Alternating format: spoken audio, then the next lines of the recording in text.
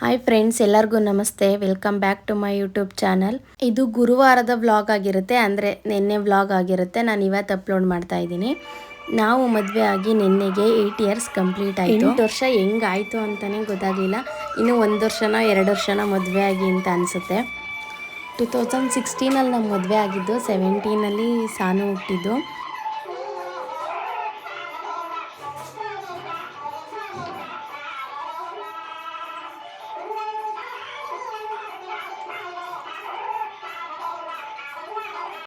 ಇವತ್ತು ನಾವು ಹೊರಗಡೆ ಹೋಗೋಣ ಎಲ್ಲಾದರೂ ಅಂತ ಅಂದ್ಕೊಂಡಿದ್ದೀವಿ. ರವಿಗೂ ರಜಾ ಇತ್ತು, ಸಾನು ಬರಲಿ ಅಂತ ಸಾನುಗೆ ವೆಯ್ಟ್ ಮಾಡ್ತಾ ಇತ್ತು ಕೆಲಸ ಎಲ್ಲ ಮುಗಿಸ್ಕೊಂಡು. ಇವತ್ತು ತಿಂಡಿಗೆ ಪಡ್ಡು ಮತ್ತು ಶೇಂಗಾ ಚಟ್ನಿ ಮತ್ತು ಕೇಸರಿ ಬಾತ್ ಮಾಡಿದ್ದೆ. ಇವತ್ತು ಗುರುವಾರ ಆಗಿರೋದ್ರಿಂದ ನಾನ್ ವೆಜ್ ಏನು ಮಾಡೋದಿಲ್ಲ ನಾನು, ಅದಕ್ಕೆ ಸ್ವೀಟ್ ಮಾಡಿದ್ದೆ.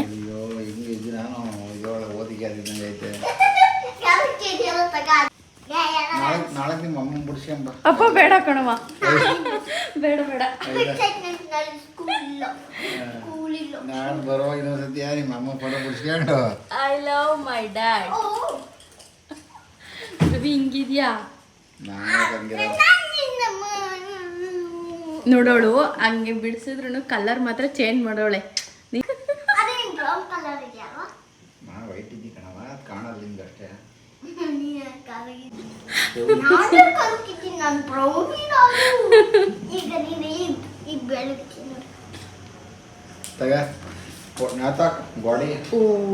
ಇಟ್ಕೊ, ನಿನಗೆ ಗಿಫ್ಟ್ ಆಗಿ ಕೊಟ್ಟಿರೋದಲ್ವ, ತಾಂಡೋಗ್ ನಿಮ್ ಊರ್ಗೆ.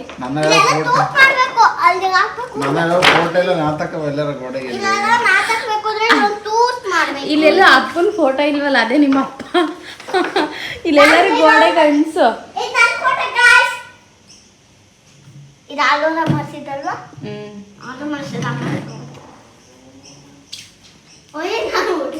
ನೋಡಿ, ಇವತ್ತು ಸ್ಕೂಲಲ್ಲಿ ಅವ್ರವ್ರ ಫಾದರ್ಸ್ದು ಪಿಕ್ಚರ್ ಬಿಡಿಸಿದ್ರಂತೆ.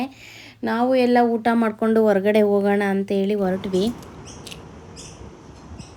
ಏನು ಬಗ್ಗೆ ನೋಡಿ, ನಾನು ಹಾಕೊಂಡಿಲ್ಲ ಬಿಡು.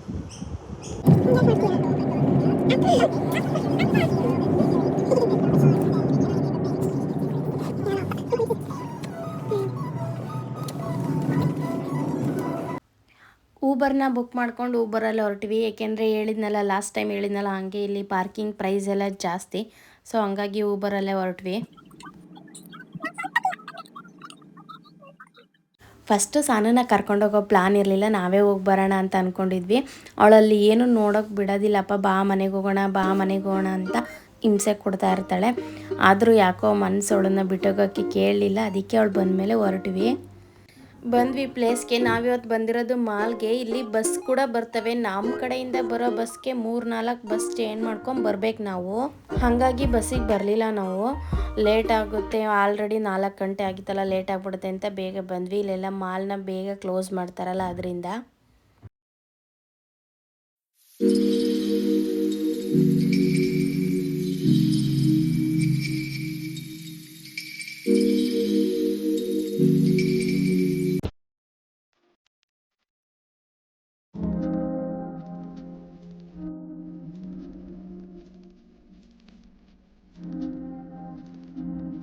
ಸಾನು ಹೋಗ್ತಿದ್ದಂಗೆ ಆ ಸ್ಮೆಲ್ ಹತ್ಕೊಂಡು ಕುತ್ಕೊಂಡ್ರು, ನಾನು ಇದನ್ನು ಆಡಲೇಬೇಕು ಅಂತ.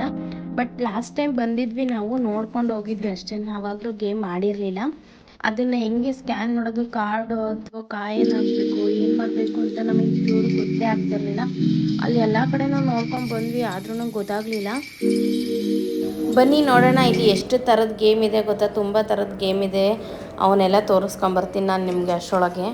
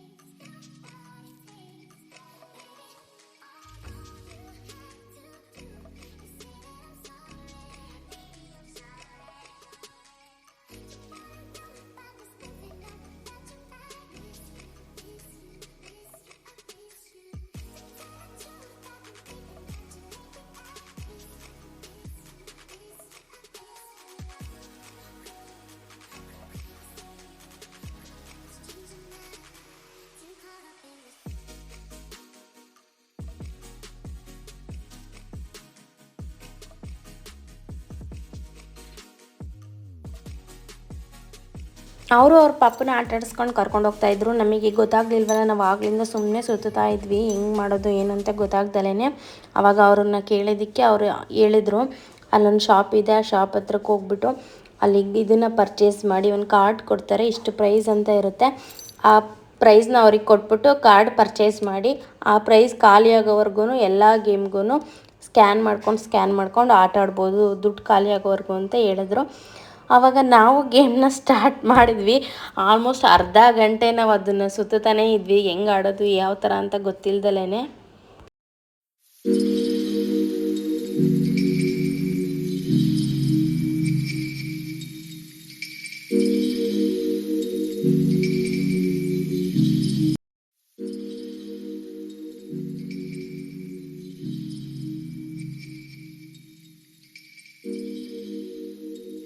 ನಾನು ಆಡಬೇಕಾದ್ರೆ ಗೇಮಲ್ಲಿ ಏನು ಫಸ್ಟು ಸ್ವಲ್ಪ ಹೊತ್ತು ಏನೂ ತೋರಿಸ್ಲೇ ಇಲ್ಲ. ಆಮೇಲೆ ಇನ್ನೇನು ಮುಗಿತೇನೋ ಇಳಿಯೋಣ ಅನ್ನೋಷ್ಟರೊಳಗೆ ಆ ಗೇಮ್ ಸ್ಟಾರ್ಟ್ ಆಗಿದ್ದು. ಅವಾಗ ಅಲ್ಲಿ ಮೇಲ್ಗಡೆ ಸ್ಕ್ರೀನ್ ಮೇಲೆ ಬರ್ತಿದೆ ನೋಡಿ, ಅದೇ ಗ್ಲಾಸ್ ಒಳಗೂ ಬರ್ತಾ ಇರುತ್ತೆ. ನಾನು ಎಷ್ಟೋ ಸಲ ಅನ್ಕೋತಿದ್ದೆ ಈ ಥರ ಗೇಮ್ ಆಡಬೇಕು ಅಂತ, ತುಂಬ ಚೆನ್ನಾಗಿತ್ತು.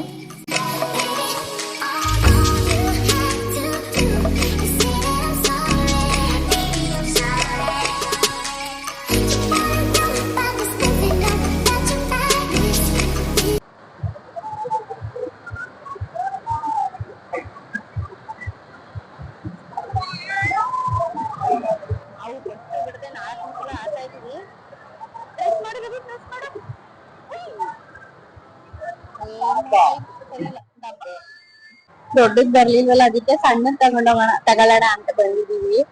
ನಾನು ಇವತ್ ಗೊಂಬೆ ತಗೊಂಡೆ ಮನೆಗೆ ಹೋಗ್ಬೇಕಂದ್ರೆ ಅದು 3 ಸಲ ಆಡಿ ಸೋತ್ವಿ. ನೋಡೋಣ, ಇದಾದ್ರೂ ಬಾರಪ್ಪ ಪ್ಲೀಸ್. ತಗೊಂಡ್ರು ಅಷ್ಟೇ. ನೋಡಿ, ಯಾರು ಬೆಳಗ್ಗೆಯಿಂದ ಯಾರು ಎತ್ತಿಲ್ವಾ? ಹಂಗಾದ್ರೆ ಎಲ್ಲ ಹಂಗಂಗೆ ಇದಾವಪ್ಪ. ಯಾರು ಎತ್ತಲೆ ನೋಡಿ, ಎಲ್ಲ ತುಂಬಿರೋ ತರನೇ ಇದಾವೆ. ಮೋಸ ಇದು, ಸರಿ ಇಲ್ಲ ನೋಡಿ. ಯಾರು ಎತ್ತಿಲ್ಲ, ಇಲ್ಲಿ ಎಲ್ಲವೂ ತುಂಬೆ ಇದಾವೆ.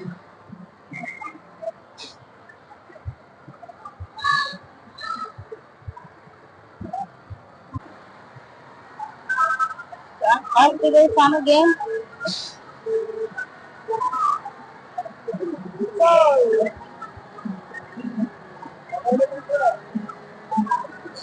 ಅಲ್ಲಿ ಹೋಗ್ತಿರೋದು ಚಾನು, ಇದೆಲ್ಲ ಹೋಗ್ತಿದೆ ನೋಡಿ. ಇದೇನ್ ಗೇಮ್ ಅಂತಾನೆ ಅರ್ಥ ಆಗಿಲ್ಲ ನಂಗಂತೂ.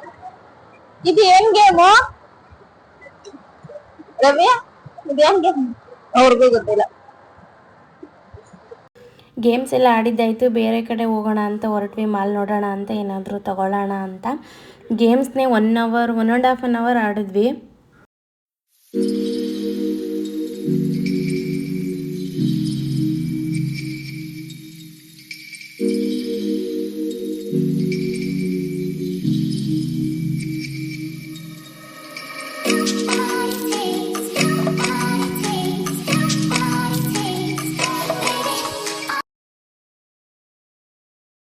ಇದು ಆರ್ಟಿಫಿಷಿಯಲ್ ಜ್ಯುವೆಲರಿ ಶಾಪು. ಇಲ್ಲೆಲ್ಲ ಗೋಲ್ಡ್ ಅಷ್ಟು ಪ್ರೈಸೇ ಇರುತ್ತೆ. ಇದೆಲ್ಲ ಇವರೆಲ್ಲ ಗೋಲ್ಡ್ ಕಡಿಮೆ ಅಲ್ವಾ ಯೂಸ್ ಮಾಡೋದು, ಇವರೆಲ್ಲ ಜಾಸ್ತಿ ಆರ್ಟಿಫಿಷಿಯಲ್ಸ್ನೇ ಜಾಸ್ತಿ ಹಾಕೋದು.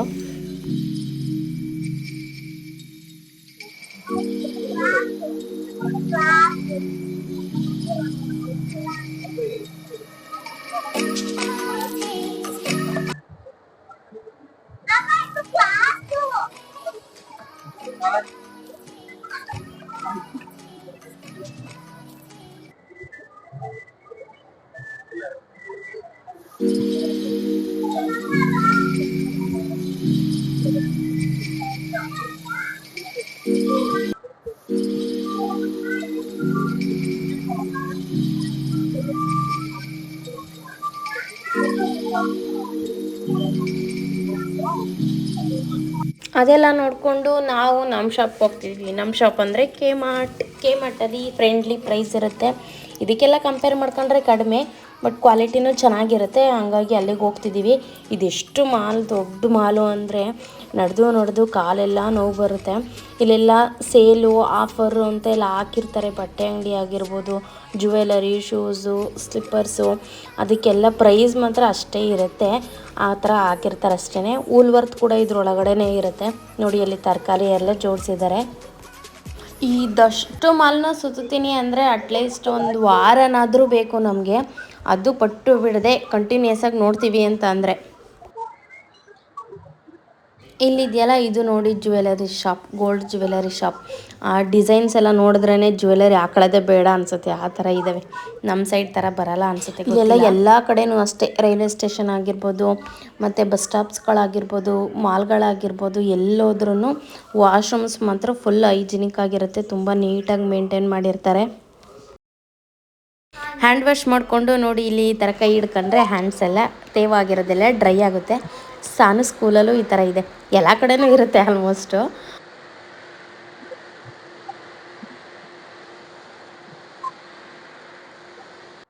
ಇಲ್ಲಿ ಮಾಲ್ಗಳಲ್ಲಿ ಹಾಸ್ಪಿಟ್ಲು ಮತ್ತು ಬ್ಯಾಂಕು, ಫೈನಾನ್ಷಿಯಲ್ಸು ಅವು ಕೂಡ ಮಾಲ್ಗಳಲ್ಲಿ ಇರ್ತವೆ. ನನಗೆ ಗೊತ್ತಿರೋ ಮಟ್ಟಿಗೆ ವೆಹಿಕಲ್ಸ್ ಬಿಟ್ಟು ಇನ್ನೆಲ್ಲ ಪ್ರತಿಯೊಂದು ಒಂದು ಮಾಲಲ್ಲೇ ಸಿಗೋವಂಥದ್ದು. ಈ K-ಮಾರ್ಟ್ನ ಹುಡುಕ್ಲಿಕ್ಕಾಗಿ ಈ ಮಾಲ್ನಲ್ಲಿ ಎಷ್ಟು ಸುತ್ತಿದ್ವೋ, ಕಾಲೆಲ್ಲ ನೋವು ಬಂತು, ಮತ್ತು ಹೊಟ್ಟೆ ಹಸಿವು ಕೂಡ ಆಗಿದೆ. ಟೈಮ್ 6 ಗಂಟೆ, ನಾವು ಬಂದಾಗ 4 ಗಂಟೆ ಆಗಿತ್ತು.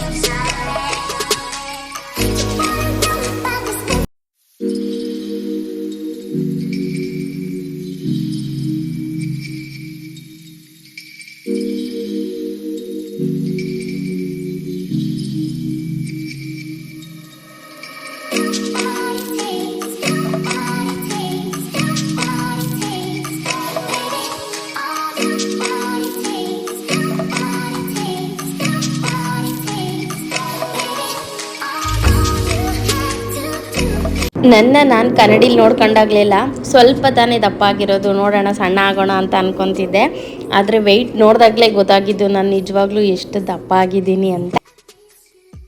ಇಲ್ಲೆಲ್ಲ ಪರ್ಚೇಸ್ ಮಾಡಿದ್ದಾಯಿತು, ನಮಗೂ ಹೊಟ್ಟೆ ಹಸಿವಾಯಿತು, ಏನಾದರೂ ತಿನ್ನೋಣ ಅಂತ ಹೋಗ್ತಾ ಇದ್ದೀವಿ.